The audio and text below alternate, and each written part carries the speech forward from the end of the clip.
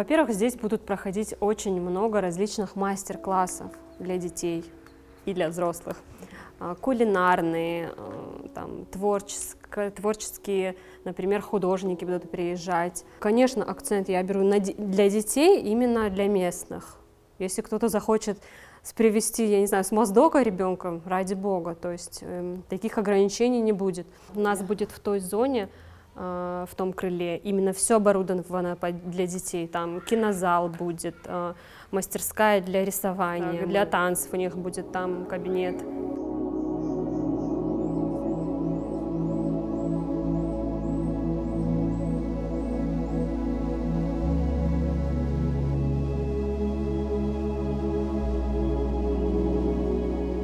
Изначально мне было сказано, что как бы уже на этом месте будет строиться новый дом культуры, и я очень сильно расстроилась, но потом вот как бы мы стали работать, и нам объяснили, что можно ее, в принципе, сохранить возможно, что нашли другое место для дома культуры. Для школы уже заказали техплан, это значит, что она уже будет существовать в природе, в нашей жизни.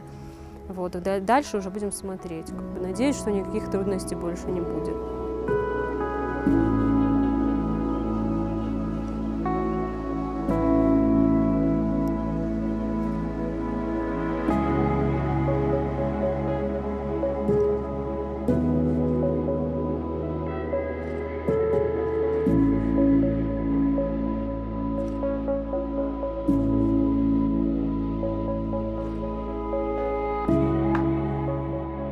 Когда занялась этим, организацией вот этих мероприятий, мне очень нужно было помещение. Ну, как бы именно для моих мероприятий.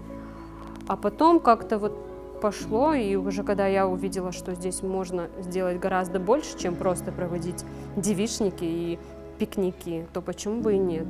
Тем более я к детям очень неравнодушна.